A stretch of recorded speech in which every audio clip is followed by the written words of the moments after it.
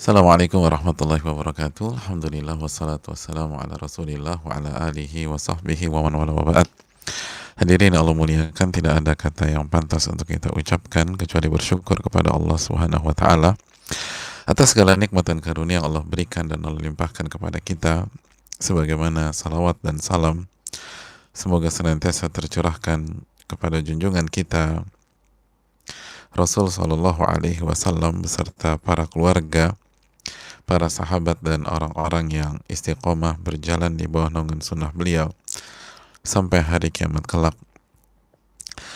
Hadirin yang Allah muliakan, sebuah kebahagiaan pada kesempatan kali ini kita bisa kembali bersua dengan hadis Nabi kita Shallallahu Alaihi Wasallam, dengan sebuah kitab yang sangat fenomenal, Riyadhus Shalihin, dengan ulama yang sangat tinggi ilmunya, luhur budi pekertinya, dan sangat banyak karya dan sumbangsihnya.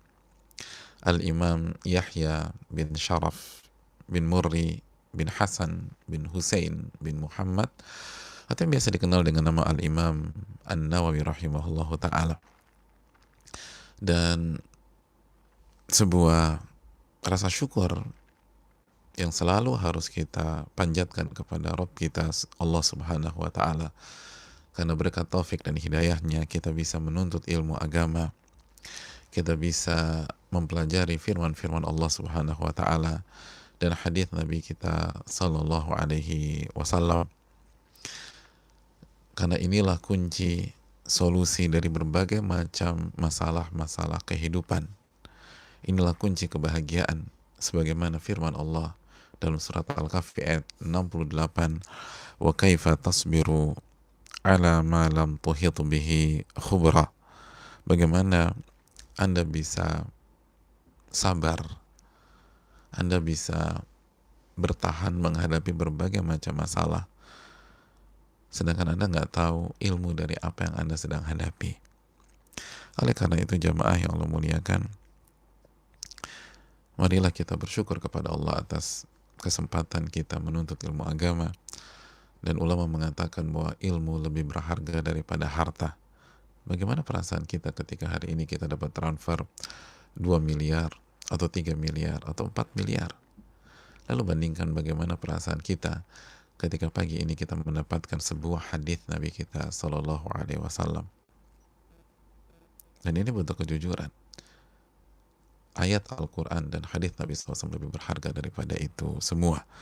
Maka bersyukurlah dan terus bersyukur kepada Allah Tabaraka wa Ta'ala. Sebagaimana salawat dan salam kita harus selalu curahkan kepada junjungan kita, Rasul kita Muhammadin Sallallahu Alaihi Wasallam, beserta para keluarga, para sahabat dan orang-orang yang istiqomah berjalan di bawah naungan sunnah beliau sampai hari kiamat kelak. Hadirin Allah muliakan, kita bersama hadis yang ke-23, hadis Abdullah bin Abbas dan Anas bin Malik radhiyallahu taala anhumah atau radhiyallahu taala anhum.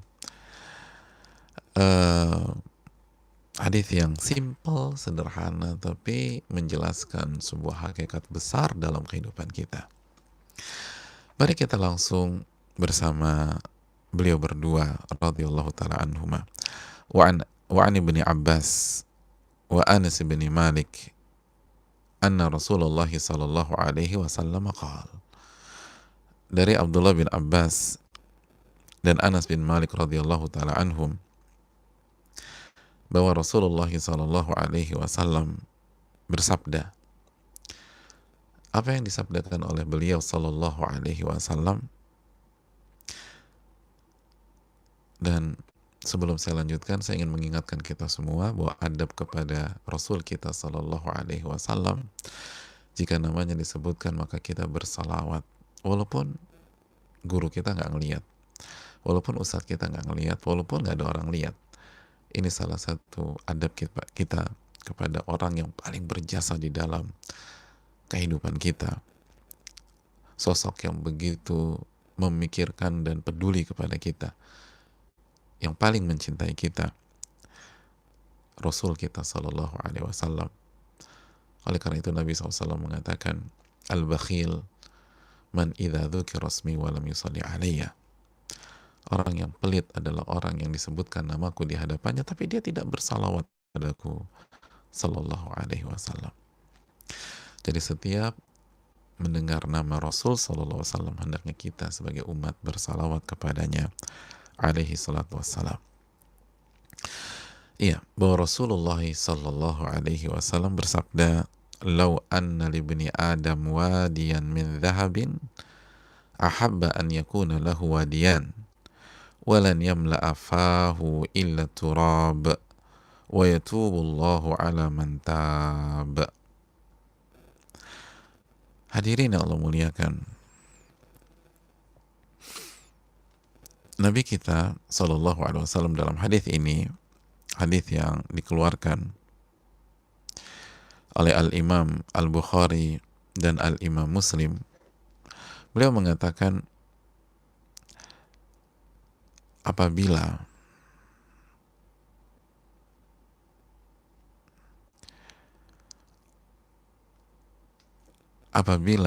seorang anak Adam memiliki satu lembah dari emas,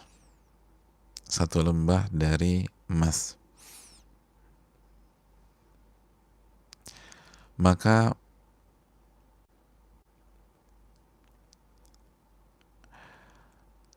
dia sangat menginginkan lembah emas yang kedua.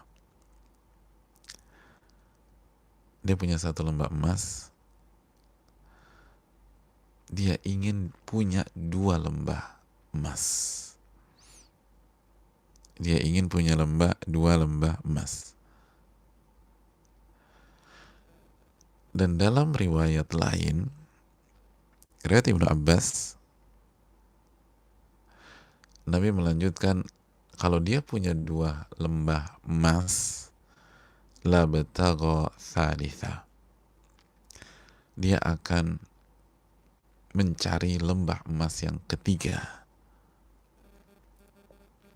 Lembah emas yang ketiga.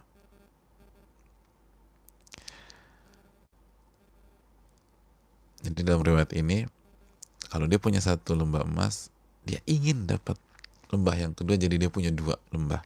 Begitu punya dua lembah, dalam riwayat lain, Abdullah bin Abbas, Bukhari Muslim juga, dia ingin lembah yang ketiga, jadi dia punya tiga lembah.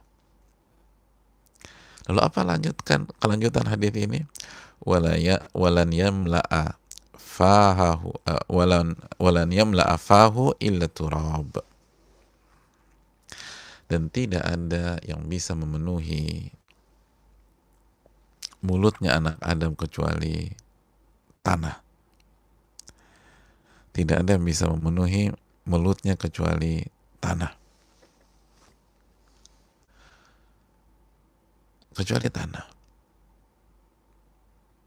Wa yatubullah ala man tab. Dan Allah menerima taubat orang-orang yang bertaubat. Hadirin yang Allah muliakan,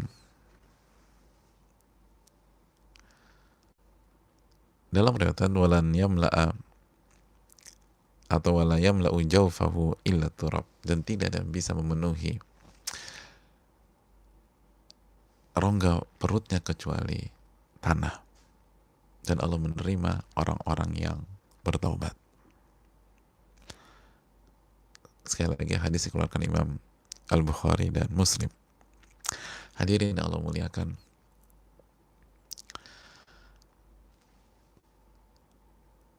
hadis yang simpel, sederhana, tapi lagi-lagi membuka mata kita tentang hakikat diri kita. Ini bukan tentang orang lain, ini tentang diri kita. Dan kita akan masuk ke faedah-faedahnya. Yang pertama, tentang perawi hadis ini dari para sahabat. Ini dibawakan oleh Abdullah bin Abbas, atau diriwayatkan Abdullah bin Abbas dan Anas bin Malik. Dan Abdullah bin Abbas serta Anas bin Malik bukan nama baru di tengah-tengah kita, ketika kita mengkaji Riyadhus Shalihin dari hadis pertama. Dua sahabat besar, eh, satu yang pertama Abdullah bin Abbas, orang yang sangat pakar terhadap Al-Quranul Karim, ulama Rabbani, seorang sosok dan ulama yang waktu dan umur dan hidupnya dihabiskan untuk mendidik umat. Makanya ketika beliau wafat, ulama mengatakan mata Rabbani hadhil ummah, telah wafat Rabbani umat ini, ulama yang mendidik umat di atas iman dan tauhid kepada Allah,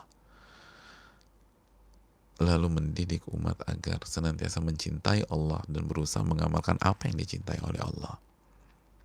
Dan Anas bin Malik kita tahu diserahkan oleh ibunya ke Rasul Sallallahu Alaihi Wasallam untuk berkhidmat kepada Nabi Sallallahu Alaihi Wasallam.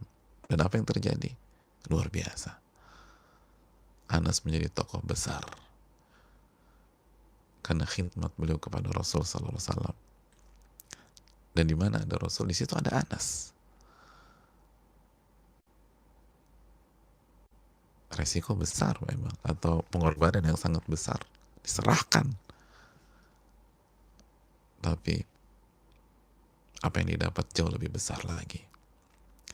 Beliau mendapatkan ilmunya Rasul Sallallahu Alaihi Wasallam, mendapatkan kebersamaan dengan Nabi SAW jauh dibanding yang lain, lebih banyak dibanding yang lain. Dan untuk mendapatkan keutamaan seperti itu memang membutuhkan pengorbanan yang tidak sedikit dan yang mental yang tidak mudah menyerah. Lalu apa pelajaran yang bisa kita petik dari hadis ini, jamaah? Pelajaran yang pertama bahwa hadis ini menjelaskan kepada kita bahwa manusia itu tidak pernah kenyang terhadap harta. Ini kesimpulan yang dijelaskan para ulama, di antaranya Al-Imam Muhammad bin Shalih Al-Utsaimin, inna bani Adam lan yashba'a minal mal. Manusia itu tidak akan pernah kenyang terhadap harta dunia. Gak pernah kenyang terhadap harta dunia. Selalu nambah. Selalu lapar dan lapar. Ini gak main-main, hadirin. Ini satu lembah emas. Dia punya satu lembah emas. Dia akan pensiun dini. Dia akan tinggal atau stay di lembah tersebut sepanjang hayatnya? Enggak. Dia inginkan lembah yang kedua. Dia cari tuh lembah kedua. Dapat lembah kedua. Berhenti. Pensiun dini. Lalu dia habiskan akhir hayat, hidup dan akhir hayatnya di sana? Enggak. Dia akan cari lembah ketiga. Dapat lembah ketiga, dia akan berhenti? Enggak. Dia cari lembah keempat. Makanya Nabi katakan sallallahu alaihi wasallam, "Falan yamla afah illa turab." Nggak ada yang bisa mengisi mulut atau isi perutnya kecuali tanah. Artinya sampai wafat dia akan begitu. Hasrat itu akan demikian. Nggak ada yang bisa memuaskan dan mengenyangkan. Makanya la yamla atau la yamla ujawfahu ila turab. Tidak ada yang bisa memenuhi isi perutnya kecuali tanah, atau tidak bisa memenuhi mulutnya kecuali tanah. Bukan emas, bukan harta. Yang bisa memenuhi dan mengenyangkan kita itu tanah ketika kita dikubur, ketika kita wafat. Bukan harta. Bukan harta. Makanya kan Allah Subhanahu wa taala berfirman apa dalam surat yang sangat terkenal dan biasa kita baca sehari-hari, Alhaakumut takatsur. Manusia itu dilalaikan dengan pola hidup memperbanyak harta dan hal-hal duniawi lainnya. Itu kita dilalaikan dengan itu. Memperbanyak. Sampai kapan ambisi itu? Sampai kapan passion itu? Hatta zurtumul maqabir. Sampai dia masuk ke dalam kubur. Jadi nggak akan selesai. Sampai kapan? Saya masuk ke dalam kubur. Sampai masuk ke dalam kubur. Jadi bukan sampai usia 40 tahun, bukan sampai usia 55 tahun, bukan sampai sampai usia 60 tahun, sampai hartanya 9 digit, atau sampai hartanya 12 digit. Enggak. Allah Subhanahu wa taala berfirman dalam surat Al-Fajr ayat 20, "Wa tuhibbunal mala hubban jamma."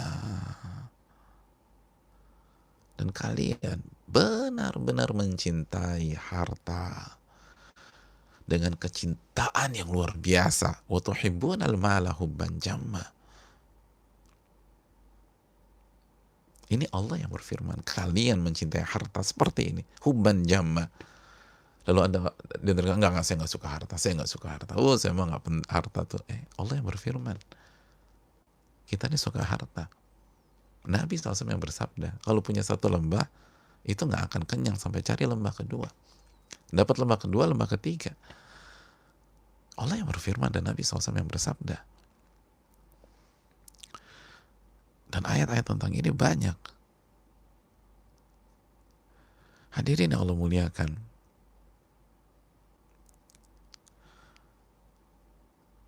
Maka ini harus jadi ibrah bagi kita. Ini yang harus jadi data berharga dalam kehidupan kita. Kita harus tahu apa keinginan kita. Apa nafsu kita tuh kita harus tahu. Allah berfirman dalam surat Ali Imran ayat 14, Zuyina linnasi hubbus syahawat minan nisa'i wal banin wal qanatiril muqantarah minadh dhahabi wal fiddah wal khailil musawwamati wal an'ami wal harath. Dihiasi bagi manusia itu kecintaan terhadap syahwat dari wanita, anak-anak, dari harta emas dan perak, dari kuda yang bagus, kendaraan. Orang suka, makanya orang suka mobil kan. Laki-laki kalau sudah sukses apa kecintaannya? Mobil sama motor. Ini al-khair, kendaraan memang luar biasa. Wal an'am, hewan-hewan ternak, wal harth, pertanian dan ladang. Dzalika mata'ul hayati dunia. Dan itulah perhiasan kehidupan dunia. Allah yang katakan itu dihiasi dalam diri kita. Jadi kita nggak usah, oh enggak, aku enggak harum, aku ini nggak suka sama harta, aku beda. Aku suka, oh Allah, Rob kita yang menciptakan kita bilang, spek kita itu suka sama harta. Kita suka sama harta. Dan nggak pernah puas. Bukan hanya suka, nggak pernah kenyang. Nggak pernah kenyang. Nggak pernah kenyang. Uang, duit nggak pernah kenyang. Jadi jangan berpikir kapan mas mau pensiun, nanti kalau uangku udah 9 digit, kalau aku jadi miliuner. Oh, enggak. Ini lembah emas jemaah, lembah emas, lembah isinya emas semua. 100 gram emas tuh kayak apa sih? 100 gram emas kan segini ya, segini kurang lebih kecil, atau segini lah ya, atau lihat di Google lah gampang. Berapa harganya? 1 gram berapa sekarang? 800 sampai 900 ribu. Berarti segini aja ada 90 juta kurang lebih, walaupun 100 yang ini lebih murah daripada kalau beli angka kecil. Anggap aja 90 juta, segini 90 juta, gimana lembah? Segini 90 juta.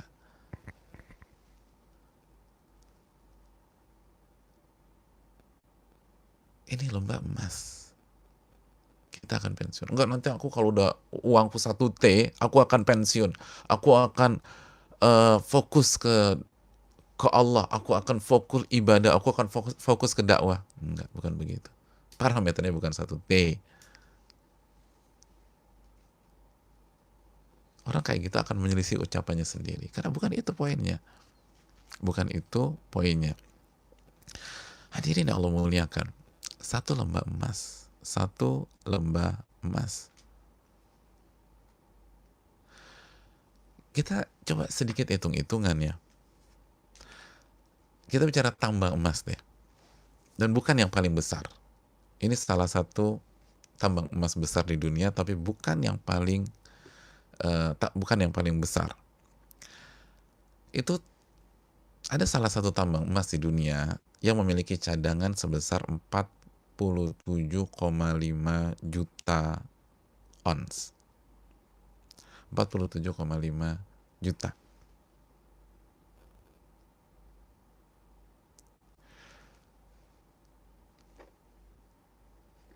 Itu kan luar biasa jamaah. 47,5 juta ons itu, 1 ons kan 28 gram. Berarti kurang lebih totalnya nih itu 1,197 kuadriliun. 15 digit. 1,197 kuadriliun. Kuadriliun itu berapa digit? 15 digit. Itu satu tambang.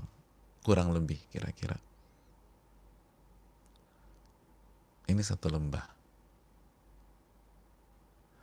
Jadi anggap aja, sebagai ilustrasi aja nih ya, kita punya duit 15 digit, itu kita akan cari 15 digit yang kedua. Itu manusia. Kita punya uang kuadriliun, 15 digit. Dan ini bukan yang paling tinggi ya, masih ada yang lebih banyak lagi. 47,5 juta ons itu bukan tambang terbesar di dunia. Sebagai sampel aja. Uang kita 15 digit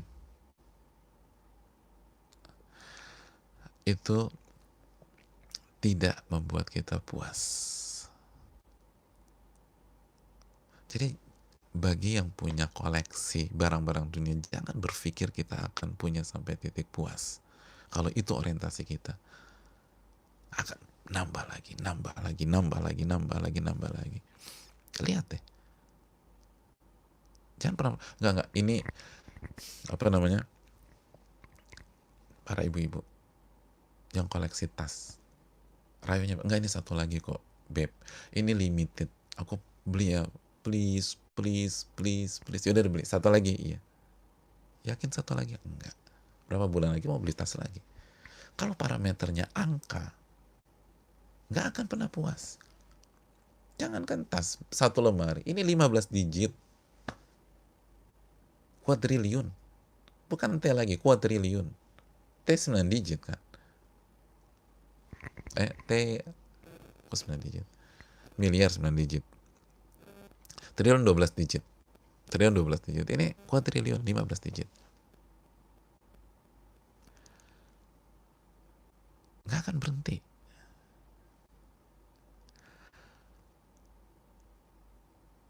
Laki-laki yang koleksi jam, beli jam seangka nggak, ini sayang banget, boleh aku beli ya? Nggak akan selesai. Ini untuk genapin koleksiku. Genap itu berapa? 8. Habis 8, 10 genap juga. Habis dapat 10, 12 genap. Nggak ada menggenapkan koleksiku tuh, nggak ada. Habis genapnya alasan genap habis nanti mau mengganjilkan koleksiku. Kenapa? Nabi suka yang ganjil. Oke, ganjil 11, lalu 13, lalu 15. Ganjil berapa?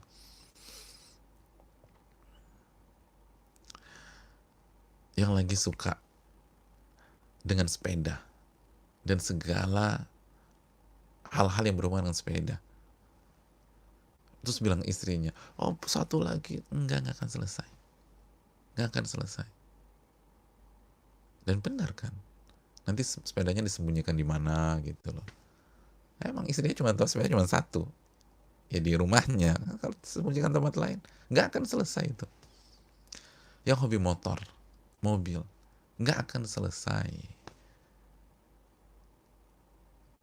Ini 15 digit dapat, ambisinya bukan 1-2 M lagi. Dia akan punya ambisi 15 digit lagi, kuadriliun lagi. Dapat lagi, dia punya ambisi 15 digit lagi. 3 lembah. Anggap aja demikian. Nggak akan selesai. Sampai mati selesai. Banyak orang keliru dalam masalah ini. Dan kita pun akan keliru kalau kita tidak dikasih tahu Rasulullah SAW. Tidak dijelaskan Allah Subhanahu Wa Taala. Kita berpikir enggak, usia 40 tahun akhirat, usia 50 tahun akhirat. Oh, kalau Anda patokannya angka, nggak akan bisa selesai. Nggak akan selesai.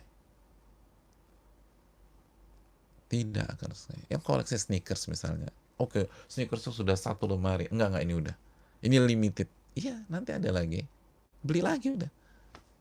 Semua demikian. Semua demikian.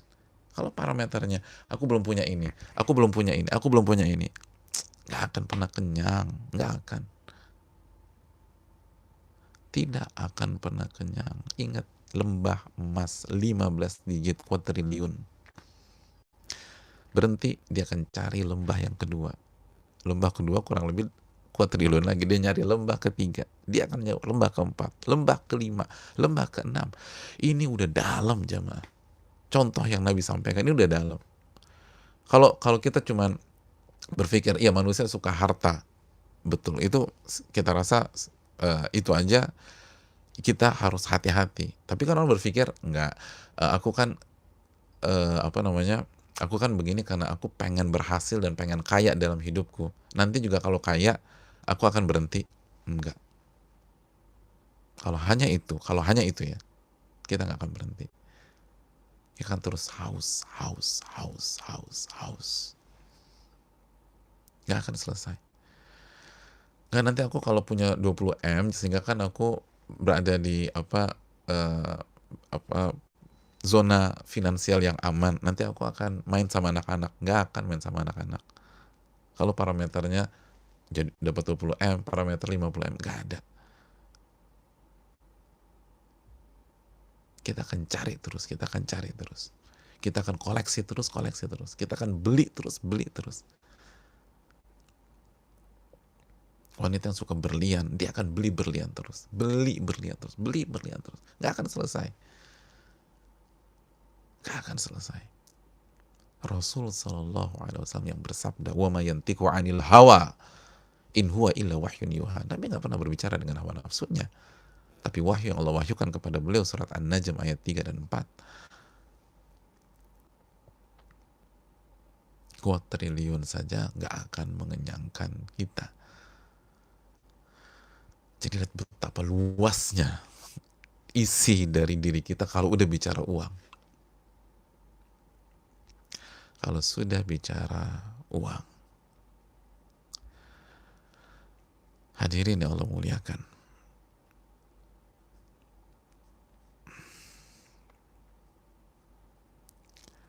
Itu pelajaran yang pertama. Dan ini sampai mati demikian. Hatta zurtumul maqabir. Sampai dia masuk ke dalam kubur. Nggak akan selesai. Jiwa suka sama uang akan terus muda, kata Nabi SAW dalam riwayat yang lain. Akan terus muda, nggak pernah tua.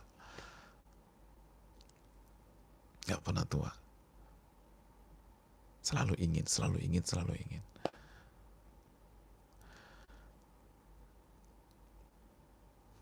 Itu yang harus kita camkan. Pelajaran yang berikutnya, jamaah sekalian yang Allah muliakan.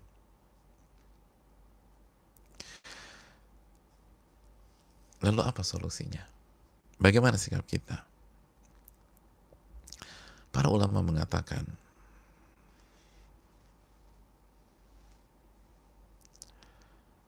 solusinya bukan berarti kita fobi dan membenci secara mutlak harta-harta tersebut.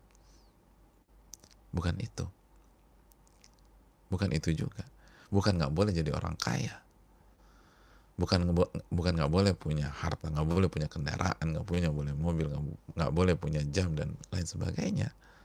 Namun kata para ulama, wa innamal muradu an yatlubahul insanu min masadirihi syar'iyyati wa yunfikuhu fi masarifihi asyar'iyyah. Namun maksudnya adalah kita harus melihat dan mencari harta dari sumber-sumber yang syar'i, dari jalan-jalan yang syar'i. Nggak boleh pakai jalan yang haram. Tawaran semenggiur apapun kalau haram, tolak. Karena nggak akan selesai, nggak akan kenyang. Ini yang haram nih, gue sekalian aja deh MM-an biar abis itu gue berhenti, gue tobat. Nggak akan berhenti, nggak akan. Cari dari jalan yang halal. Ini nggak pernah kenyang kita terhadap uang. Oleh karena itu cari dari jalan yang halal, yang syar'i. Jangan cari jalan yang haram. Nggak akan selesai, nggak akan selesai. Bahkan semakin berat. Penyakit itu jamaah, kalau nggak diobatin, kira-kira ada nggak yang stadiumnya turun sendiri? Nggak ada. Illa man rahimah rabbut, kecuali tentu saja anomali. Tapi pada dasarnya kaidah kesehatan dia akan naik terus. Kecuali yang dirahmati oleh Allah Subhanahu wa taala. Tapi kaidahnya stadiumnya naik. Jadi begitu kita nyoba sekali, dua kali pakai yang haram, itu stadium nanti naik tuh. Dan semakin berat kita tinggalin. Semakin berat. Jadi maksudnya adalah cari dari sumber yang syar'i, yang halal. Oke, selesai? Belum. Wa yunfikuhu fi masarifihi syar'iyyah. Lalu ketika kita dapat nih dari jalan yang halal, lalu kita keluarkan di pos-pos yang syar'i juga, di jalan-jalan yang syar'i juga. Bukan selesai, bukan Anda bebas lakukan suka-suka hati Anda, enggak. Bukan main beli A, beli B, beli C, beli D, enggak. Keluarkan, setelah dapat, keluarkan, alokasikan di jalan-jalan yang diridhai oleh Allah Subhanahu wa taala. Karena itu yang akan ditanya pada hari kiamat. Wa an malihi min aina tasabah wa fima anfaqah. Dia akan ditanya tentang uangnya. Dari mana ia dapatkan dan kemana dia alokasikan. Dua pertanyaan untuk uang. Dua pertanyaan untuk harta. Dari mana Anda dapatkan uang ini, lalu kemana Anda alokasikan. Dari mana Anda dapatkan dan kemana Anda berikan. Kita bisa selamat dari pertanyaan pertama, belum tentu selamat dari pertanyaan yang kedua. Oke, dari jalan yang halal. Terus Anda berikan apa? Oh, saya berikan ini. Saya berikan ini. Oke, tangan Anda ada 50, sehingga Anda harus butuh jam 50 jam. Dan semua kegunaannya sama.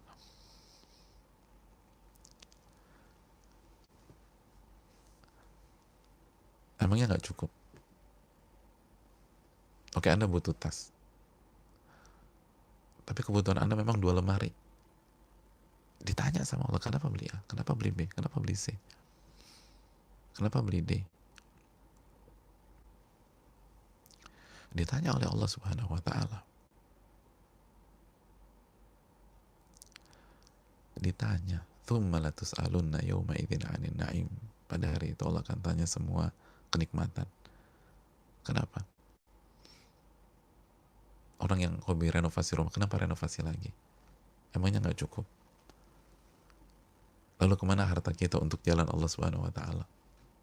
Semua ditanya. Ya tinggal kita bisa jawab apa enggak pertanyaannya, gitu aja. Kalau bisa jawab silahkan. Makanya sosok yang begitu kita cintai, Ali bin Abi Thalib radhiyallahu ta'ala, mengatakan harta itu secara umum kalau haram diazab, kalau halal ditanya gitu. Bukannya bebas. Yang penting kan halal bro. Iya, nanti Allah tanya Anda. Itu dipakai buat apa? Dipakai buat apa?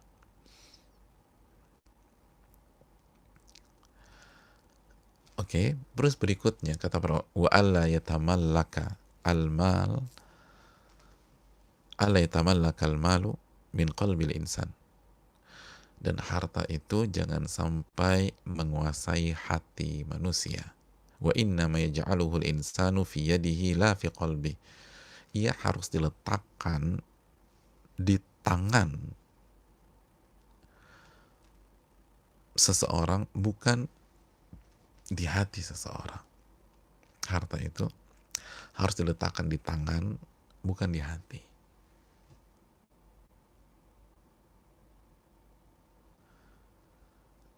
Jangan sampai kasih tempat ke harta di hati kita. Karena begitu dia menguasai hati kita dan memonopoli hati kita, walaupun duit kita pas-pasan, berantakan hidup kita. Dan sebaliknya, walaupun kita punya 15 digit tersebut, tapi itu uang adanya di genggaman kita, bukan di hati kita, maka kita akan berhasil dalam hidup.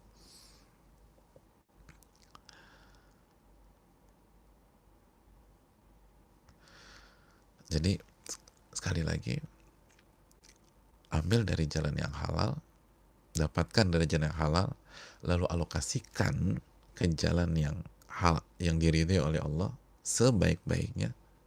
Taruh di jalan Allah. Lihat ke Utsman, taruh di jalan Allah. Abdurrahman bin Auf, taruh di jalan Allah dan Rasulnya.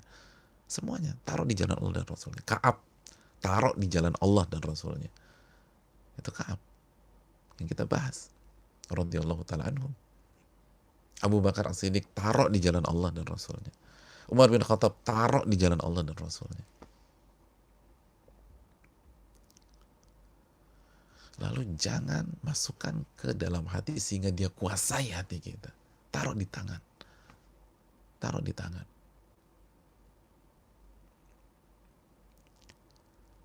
Taruh di tangan kita. Jangan dimasukkan ke hati. Itulah hal yang perlu kita camkan. Hati kita isinya harus kebaikan, amal soleh. Hati kita tuh isinya ma'rifatullah, mengenal Allah Subhanahu wa ta'ala. Hati kita tuh isinya zikrullah. Hati kita tuh isinya hal-hal besar gitu loh. Jangan hal-hal kecil. Hal-hal besar. Itu di hati. Sekaya apapun kita, kalau dalam hati kita uang, maka di dalam hati kita adalah hal-hal kecil dan kerdil. Karena Nabi SAW mengatakan, "Lau kanatid dunya ta'dilu indallahi janaha ba'udah, masaqa kafiran syurbata ma'." Kalau dunia itu senilai dengan salah satu sayap nyamuk di sisi Allah, maka orang kafir tidak akan Allah berikan minum walaupun setetes atau seteguk air. Kenapa orang yang gak beriman mendapatkan segala macam dunia dan segala macam harta dunia? Itu menunjukkan dunia tidak ada artinya di sisi Allah, bahkan tidak bisa menyaingi salah satu sayap nyamuk. Maka sekaya apapun kita, jika di dalam hati kita dikuasai oleh harta, maka kita dikuasai oleh hal kecil. Dan itu berlaku buat setiap kita, termasuk yang bicara. Karena ilmu ini buat diri kita dulu sebelum buat orang lain. Kita tidak tembakan ke orang lain, kita tembakan ke diri kita. Mari kita evaluasi. Jangan sampai dia kuasain. Kuasain hati itu fatal. Kita lawan. Ingat, kita punya DNA itu loh. Jadi harus dilawan. Harus diperjuangkan. Jangan biarkan dia kuasai hati kita. Begitu tuh harta kuasai, arti kita selesai. Mau 15 digit juga nggak akan puas. Mau 30 digit nggak akan puas. Ya 15, kuadriliun, kuadriliun lagi 3 lembah. Terus mau jadi apa? Akhirnya wafat begitu. Nggak sholat, nggak puasa, nggak infak. Orang punya harta triliunan tapi nggak ada infak fisabilillah yang benar-benar ikhlas dan tulus. Udah gitu triliunan harta nggak jelas semua. Ketika ditanya, coba sisihkan yang benar-benar Anda yakin halal tuh berapa? Itu ada misalnya cuma ratusan juta. Anda punya puluhan M yang Anda yakin halal cuma ratusan juta, terus gimana hisapnya nanti di hari kiamat? Na'udzubillah, na'udzubillah.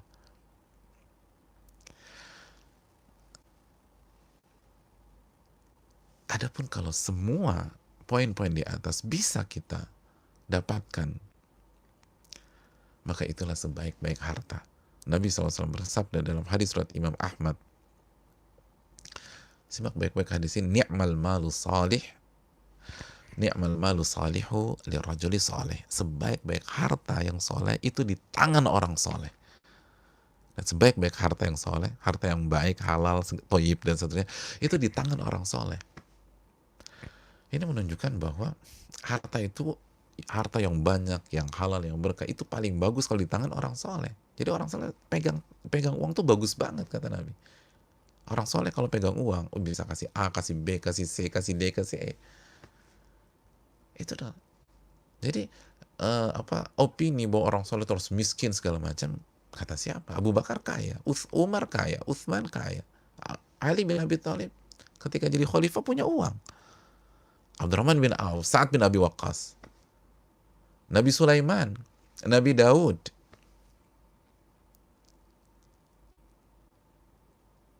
Nabi Yusuf setelah Allah tinggikan derajatnya di dunia dan di akhirat, setelah keluar dari penjara. Justru sebaik-baik uang tuh di tangan mereka. Sebaik-baik uang tuh di tangan orang soleh, di tangan ulama. Itu sebaik-baik uang. Ini kata Nabi, sebaik-baik uang tuh di tangan orang-orang soleh.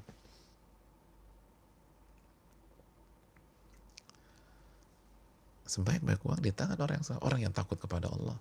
Sehingga dia bisa objektif, kasih A, kasih B, alokasikan ke sini, bagi ke sana. Terus. Bukan dimakan buat dirinya sendiri. Dia tahu bagaimana pertanggungjawabannya. Dia kasih ini pertanggungjawabannya apa. Dia kasih ini pertanggungjawabannya apa. Dikasih ini pertanggungjawabannya apa.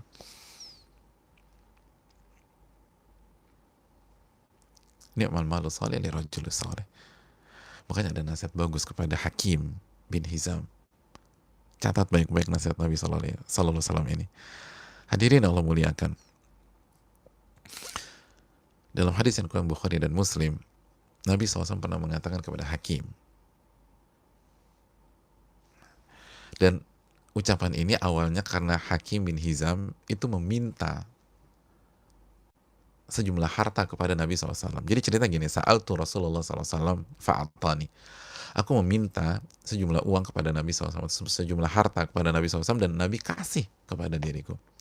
Tsumma sa'altuhu fa'atani. Lalu aku minta lagi, gitu. Udah dikasih nih, nanti beberapa waktu lagi minta lagi. Dikasih lagi sama Nabi SAW. Lihat Nabi SAW baiknya ya. Tsumma sa'altuhu fa'atani. Beberapa waktu kemudian minta lagi sama Nabi SAW. Dikasih lagi sama Rasul Sallallahu Alaihi Wasallam. Tapi untuk yang ketiga ini, setelah Nabi kasih, Nabi berkata kepada Hakim, ya Hakim, inna hadzal mal khadiratun hulwa. Wahai Hakim, harta ini itu hijau dan manis. Hijau dan manis.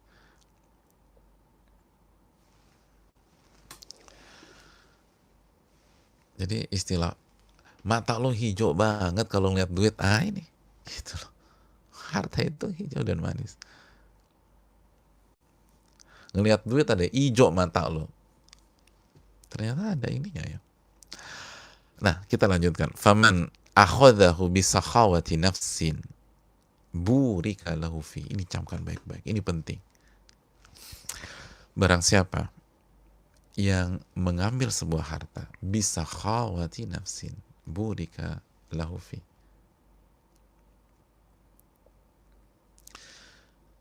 dengan hati yang gak tertarik dengan harta tersebut, dengan hati yang mengkerdilkan dan mengecilkan harta tersebut, dengan hati yang gak bangga dengan harta itu. Dia ambil uang, itu haknya, bagiannya, tapi biasa aja. Ya udah, ini bagiannya, saya harus nafkahin diri saya, orang anak istri, anak dan sebagainya. Tapi nggak ada, gila akhirnya mimpiku jadi miliuner jadi kenyataan. Enggak, biasa aja. Akhirnya gue jadi orang kaya. Enggak, biasa aja. Kata Nabi, itu yang diberkahi. Itu harta yang berkah. Salah satu bentuk harta. Harta gue berkah nggak? Gimana cara Anda nilai? Duit Anda sendiri. Anda bangga, Anda senang, Anda pede. Ketika Anda oke, jam Anda mahal. Ketika Anda pakai jam, gimana perasaan Anda? Kalau Anda jadi pride, itu nggak berkah. Oke, Anda punya tas branded. Gimana perasaan Anda ketika jinjing tas branded Anda? Ketika bangga, senang, gue diakuin. Kalau maaf, itu nggak berkah. Tapi kalau kita butuh jam yang bagus memang untuk kebutuhan, dan biasa aja, ini dunia, saya akan dihisap, saya bisa jawab apa enggak. Oke, mobil kita bagus, tapi kita butuh, ya butuh buat keluarga. Saya butuh bicara sama misalnya istri saya, anak-anak pada saat perjalanan yang nyaman. Saya harus kerja, saya harus istirahat karena saya mobile terus, maka saya akan cari kendaraan yang nyaman untuk semua kebutuhan-kebutuhan itu. Tapi biasa aja. Kalau memang harus naik bajai, saya naik bajai. Kalau harus naik ojek, ya sudah, saya naik ojek. Kalau saya harus ini, jadi biasa aja. Jadi naik kendaraan premium dan kendaraan biasa, hati itu biasa aja, karena hanya kebutuhan. Ya, saya naik ini saya butuh. Tapi kalau memang saya butuh naik B, misalnya saya akan naik B. Kalau suatu saat saya butuh naik truk, ya saya naik truk. Biasa aja, hati itu biasa. Itu yang diberkahi, kata Nabi SAW. Itu harta, itu berkah tuh. Kehidupan kita berkah. Waman akhadahu bi isyrafin nafsin lam yubarak lahu fi. Dan apabila kita ambil dengan isyrafin nafs, kayak bangga, merasa tinggi, pede pakai barang itu, dapat uang, akhirnya gue berhasil jadi orang kaya, akhirnya lam yubarak lahu fi. Harta itu nggak diberkahi oleh Allah.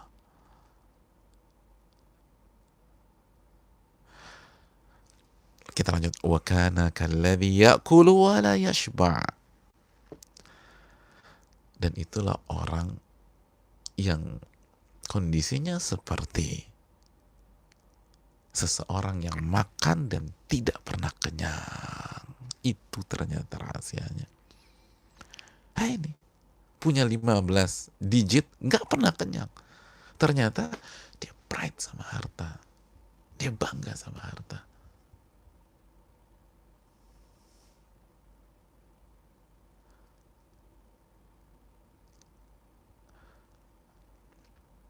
Pakai barang bagus, pakai barang biasa aja, itu ada sesuatu ada perbedaan dalam hatinya. Bukan karena kebutuhan. Bukan karena kebutuhan. Kita tahu jamaah, untanya Nabi itu kalau perlombaan selalu menang, kecuali sekali aja kalah.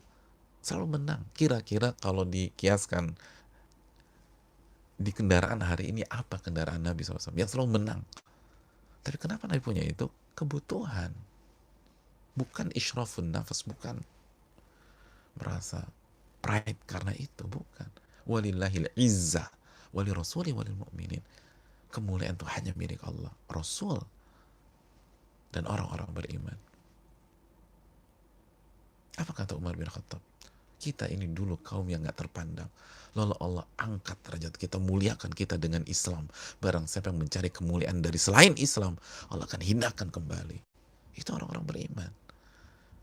Kita tuh merasa mulia karena iman kita, karena akidah kita, karena keyakinan kita, karena kita sujud kepada Allah. Adapun ini gunakan, kita butuh kita pakai, enggak udah, dan biasa aja. Mau tidur di Presiden Suite dengan tidur di Hotel Melati yang bagus, yang artinya yang kondusif, biasa aja, ya tidur-tidur. Bukankah Nabi SAW tidur di atas tikar, dan ketika beliau bangun, apa namanya, eh, terlihat bekas struktur tikar dalam kulit beliau, biasa kan?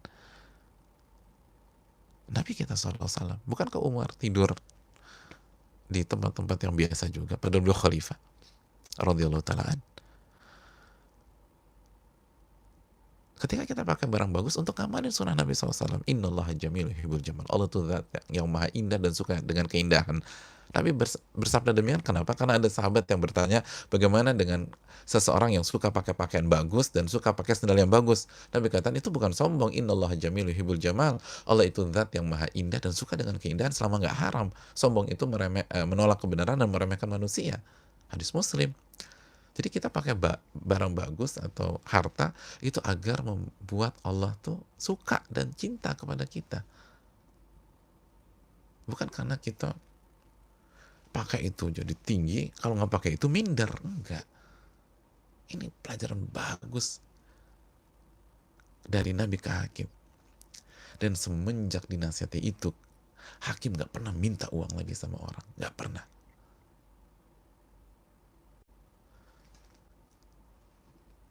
Nggak pernah minta lagi. Nggak pernah minta. Sadar beliau, nggak boleh. Jadi ini hal yang perlu kita camkan bersama-sama. Nggak akan selesai jamaah. Kalau harta udah menguasai hati kita, nggak akan selesai. Dan kita harus punya konsep seperti Hakim ini. Ambil sebanyak apapun, tapi hati biasa aja. Jangan masukin ke hati. Makanya bisa khawati nafsin. Dengan hati yang biasa aja sama harta. Ini karena kebutuhan, kegunaan. Jadi ngelepas harta tuh kalau memang maslahat, kalau pahala, plong aja. Butuh berapa sih? Oke, saya keluarin. Butuh berapa sih? Saya keluarin. Kenapa? Di jalan Allah. Kenapa? Bantu orang. Kenapa? Buat dakwah. Pahala kita.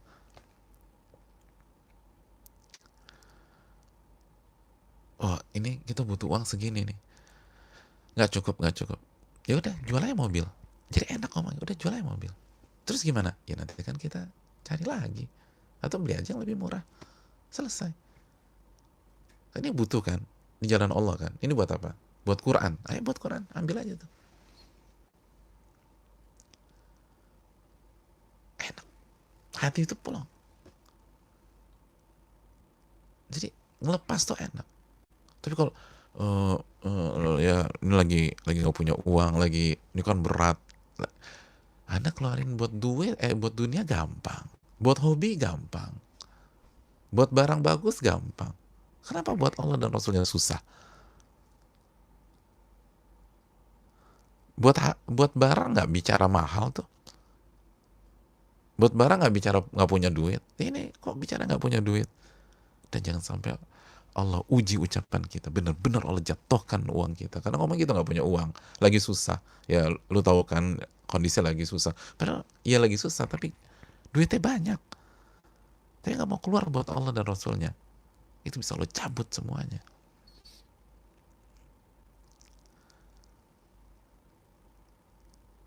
Sekali lagi, kalau ingin berkah hati itu sama harta, plong.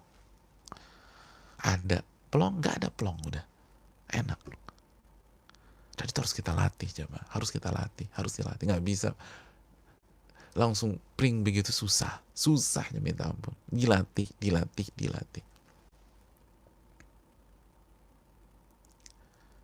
Harta itu di jalan Allah, dapat dari halal, taruh di jalan Allah, buat investasi akhirat kita.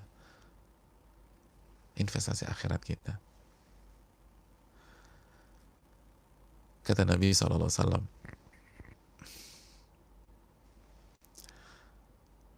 yaqulu ibnu Adam, manusia itu suka bicara mali, hartaku. Qala wa halaka, dan bukankah bagimu wahai ibnu Adam, min malika illa ma akalta fa'afnait, bukankah hartamu sebenarnya itu yang kau makan, ya lalu hilang, lo jadi kotoran dan seterusnya, yang kau makan. Aw labista fa'ablait, atau yang pakaian kamu pakai, kamu harta itu kamu beli untuk sesuatu yang kamu pakai dan nanti juga rusak. Au tasaddaqta fa amdait, atau yang kamu sedekahkan, kau infakkan di jalan Allah dan itu yang akan kekal. Wa ma siwa dzalika fa huwa dzahibun wa tarikuhu linnas. Adapun sisanya itu akan hilang dan akan jadi warisan manusia. Hadis sahih riwayat Imam Muslim. Jadi harta kita itu yang kita gunakan dan yang kita sedekahkan. Adapun yang kita gunakan akan hilang. Baju nih akan rusak, akan bulukan, akan sobek dan lain sebagainya. Sepatu akan sempit, akan bolong dan lain sebagainya. Nah, infak di jalan Allah itu yang akan kekal, kata Nabi. Selebihnya buat orang. Buat orang. Kita tinggalkan segala macam buat orang. Buat ahli waris kita. Itu kalau mengenal iman aman. Kalau pada gila harta ribut tuh ahli waris kita. Udah ribut, nggak bisa ngelola duit banyak, ditipu, udah selesai. Kerja keras kita jungkir balik, udah cuma jadi alat berantem anak dan cucu kita, lalu yang dapat ditipu orang. Itu yang kita cari. Coba kita renungkan. Wallahu ta'ala alam bisawab. Oleh karena itu perbanyak taubatlah kepada Allah, karena ini nggak mudah dan kita punya hasrat itu, dan Allah menerima taubat kita. Begitu ada segera taubat kepada Allah, coba lagi. Begitu ada khilaf, ambisi terhadap harta, nyerang lagi, taubat lagi kepada Allah, dan Allah maha menerima taubat. Kumat, tergila-gila sama harta, taubat lagi kepada Allah. Karena ini harus dicoba, dilatih, diperjuangkan. Gak bisa 1-2 kali. Kita udah suka sama duit. Gimana caranya keluarin itu kecintaan terhadap uang dari hati ke tangan? Itu PR kita. Dan proses itu jatuh bangun. Dan begitu jatuh, taubat. Jatuh bangun, taubat. Begitu jatuh, taubat lagi. Wallahu ta'ala alam bisawab. Mungkin ini bisa disampaikan. Semoga bermanfaat. Wassalamualaikum warahmatullahi wabarakatuh. Semoga Allah memberikan taufik kepada kita untuk mendapatkan ilmu yang bermanfaat, dan semoga Allah Subhanahu wa taala menjadikan hati kita penuh dengan zikrillah, mengingat Allah Subhanahu wa taala, ma'rifatullah, mengenal Allah Subhanahu wa taala, dan mencintai apa yang Allah cintai. Dan semoga Allah mengeluarkan kecintaan terhadap harta dari hati kita dan Allah pindahkan ke tangan kita. Dan hendaknya Allah membuat hati kita tidak berbangga dengan harta dan tidak merasa tinggi dengan harta. Kita tinggi dengan agama Allah Jalla wa'ala. Ini yang bisa disampaikan. Subhanakallahumma wa bihamdika, la ilaha illa anta, astaghfiruka wa atubu ilaik. Assalamualaikum warahmatullahi wabarakatuh.